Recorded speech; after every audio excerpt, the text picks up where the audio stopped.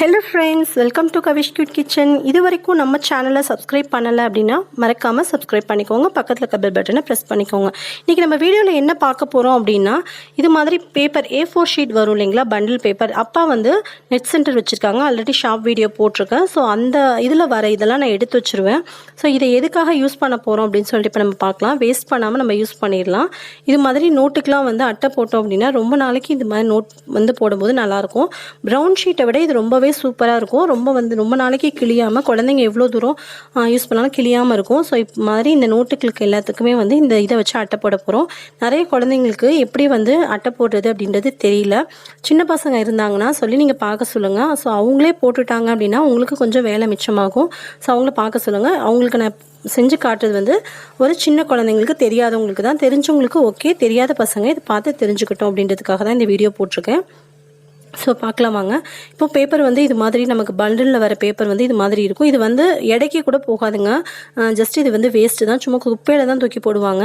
But நம்ம இது மாதிரி வந்து பைண்டிங் போட்டு யூஸ் பண்ணோம் அப்படின்னா நோட்டுக்கு போட்டோம் அப்படின்னா நம்ம ப்ரௌன் ஷீட் வாங்குற காசு மிச்சமாகும்.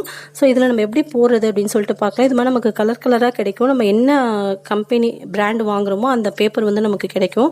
அப்பா வந்து இது வாங்குவாங்க அப்படின்றதுனால இது நல்லா குவாலிட்டியாக இருக்கும். இதோடைய ஷீட்டும் நல்லாயிருக்கும். மேலே போடுறது நோட்டுக்கு போடுறது ரொம்ப குவாலிட்டியாக நல்லாயிருக்கும். இப்போ எப்படி போடுறதுன்னு சொல்லிட்டு பார்க்கலாம். இதோடைய பேக்கிங் வந்து இது மாதிரி இருக்கும். நம்ம மெதுவாக கையிலே கிளியாமல் எடுத்தோம் அப்படின்னா அழகாக வந்துடும். இது நம்ம கத்திரிக்கோல் போட்டு கட் பண்ணணுன்ற அவசியம் இல்லை. மெதுவாக நம்ம அதில் லைஸாக வந்து கம் போட்டு தான் ஒட்டியிருப்பாங்க. ஸோ அதை மெதுவாக பிரித்து விட்டோம் அப்படின்னா நீட்டாகவே வந்துடும். இது மாதிரி பிரிச்சுக்கலாம்.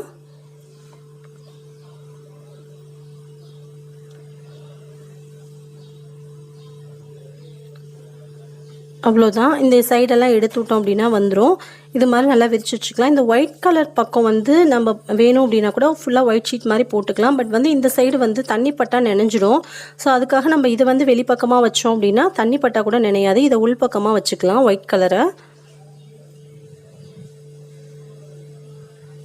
நோட்டை ஃபஸ்ட்டு நல்லா விரிச்சு வச்சுட்டு அளவு சைஸ் பார்த்துட்டு ரெண்டு சைடும் கரெக்டாக இருக்கா அப்படின்னு சொல்லிட்டு ஃபஸ்ட்டு பார்த்துக்கலாம்.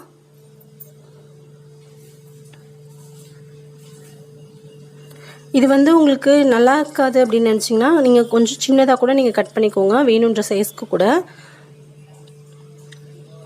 இது வந்து பாப்பா சின்ன பொண்ணு அப்படின்றனால நான் அப்படியே போட்டு விட்றேன். இல்லை பெரிய பசங்க 12th பசங்க 11th அது மாதிரினா கூட வெக்கப்படுவாங்க இது மாதிரி ரொம்ப நீளமாக போடுறதுக்கு. ஸோ அப்போது வந்து நீளமாக இருக்குது அப்படின்னு நீங்கள் கட் பண்ணிக்கலாம். இதுவே பாருங்கள் ரொம்ப லென்த்தாக இருக்குது. இதில் நான் கொஞ்சமாக கட் பண்ணிக்க போகிறேன். ஏன்னா ரொம்ப லென்த்தாக இருக்குது. ஃபுல்லாக நோட் ஃபுல்லாகவே மடைஞ்சிருச்சு.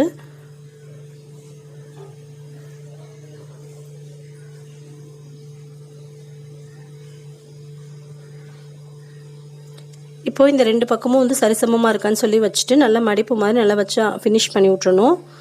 அதுக்கப்புறமே இந்த சைடில் உள்ள சைடையும் இந்த சைடையும் கட் பண்ணிக்கலாம்.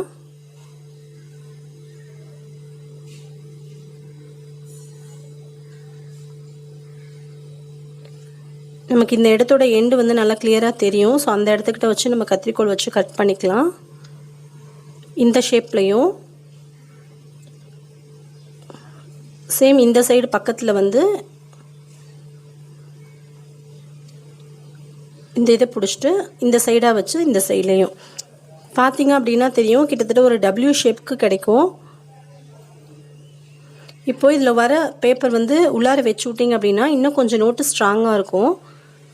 அதை கட் பண்ணி வெளியில் போடணுன்ற அவசியம் இல்லை. அதை உள்ளுக்குள்ளேயே துணிச்சு விட்டு இது மாதிரி மடித்து விட்டுக்கோங்க.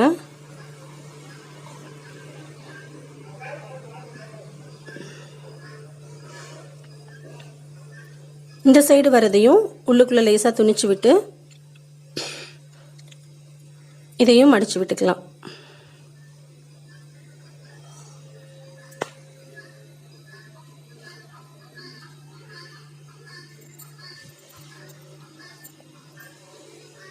இந்த சைடும் கட் பண்ணிக்கலாம். அதே மாதிரி ஃபினிஷிங் நமக்கு கை வச்சு பார்க்குறப்ப தெரியும்.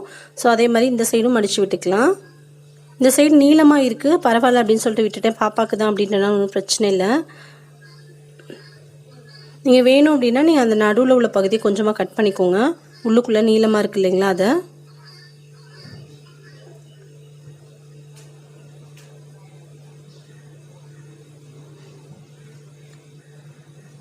இந்த இடத்துல எண்டில் பிடிச்சிட்டு பார்த்துட்டு கட் பண்ணுங்கள்.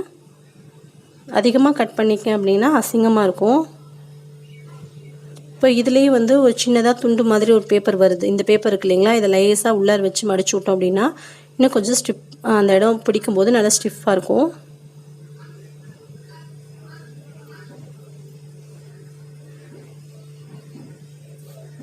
இதையும் மறுபடியும் உள்ளே வச்சு துணிச்சு விட்டுற வேண்டியதுதான். அவ்வளோதான். இதை திணிச்சிட்டு வெளியில் வந்து இது மாதிரி மடித்து விட்டுக்கோங்க. மடித்து விட்டு நம்ம இதை வந்து நோட்டை வந்து மடித்தே தான் செய்யணும். நம்ம நெட்டு வாக்கில் வச்சு டேரெக்டாக விரித்து வச்சு செஞ்சோம் அப்படின்னா பத்தாமல் போயிடும். ஒன் சைடு பற்றி ஒன் சைடு பத்தாமல் போயிடும். ஸோ அதனால் இது மாதிரி தான் பண்ணிக்கும். நீங்கள் வேணும் அப்படின்னா நீங்கள் கம் போட்டு கூட ஒட்டிக்கலாம். ஃபெவிஸ்டிக் இருக்கு இல்லைங்களா, அந்த கம் இல்லை அந்த 5 ரூபா கம் அது மாதிரி கூட போட்டு ஒட்டிக்கலாம். நான் மேக்ஸிமம் பின் தான் போடுவேன். பின் இந்த சைடு 2 பின், இந்த சைடு 2 பின், மொத்தம் 6 பின் போட்டுக்கோங்க. மேலேயும் கீழேயும் 2 இந்த சைடில் 2 போட்டிங்க அப்படின்னா கிளியாது. அது மாதிரி எடுத்துகிட்டு வராமல் நல்லா ஸ்டிஃபாக நிற்கும்.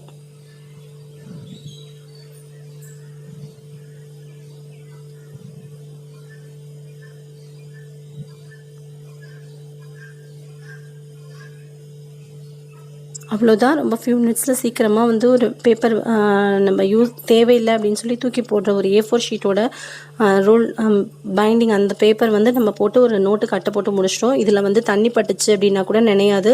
நல்லா சேஃபாக சூப்பராக இருக்கும். ரொம்ப நாளைக்கு கிளியாமல் இருக்கும். குழந்தைங்க சின்ன குழந்தைங்களா இருந்தால் ரொம்ப சீக்கிரம் கிழிச்சிடுவாங்க அப்படின்னா நீங்கள் இது மாதிரி போட்டு கொடுத்தீங்கன்னா கிளியாது. ப்ரௌன் ஷீட்டாக இருந்தால் கூட ரொம்ப சீக்கிரம் கிழிஞ்சிடும். மற்ற பேப்பர்ஸ்லாம் வந்து காஸ்ட்லியாக விற்கிது. ஒரு பேப்பருக்கு போகணும்னா ரோலே பார்த்தீங்கன்னா 15 ரூபா அது மாதிரி விற்கிது.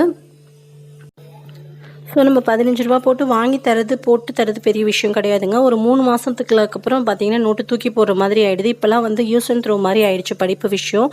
3 மாதத்துக்கு ஒருக்க வந்து எல்லாமே நோட்டு புக் எல்லாமே மாறிட்டுருக்கு. ஸோ அதனால் வந்து நம்ம இது மாதிரி போட்டு கொடுத்தோம் அப்படின்னா குழந்தைங்களுக்கு ரொம்ப சேஃபாகவும் பெஸ்ட்டாகவும் இருக்கும் அப்படின்னு சொல்லிட்டு நான் நினைக்கிறேன். நீங்கள் என்ன நினைக்கிறீங்க அப்படிங்கிறத கீழே மறக்காமல் கமெண்ட் பாக்ஸில் தெரிவிங்க. இந்த வீடியோ யூஸ்ஃபுல்லாக இருந்துச்சுன்னா மறக்காமல் சப்ஸ்கிரைப் பண்ணுங்கள். நம்ம சேனலை ஷேர் பண்ணி உங்கள் ஃப்ரெண்ட்ஸ் அண்ட் ஃபேமிலியோட ஷேர் பண்ணுங்கள், லைக் பண்ணுங்கள். ஓகே ஃப்ரெண்ட்ஸ், தேங்க்யூ ஃபார் வாட்சிங்.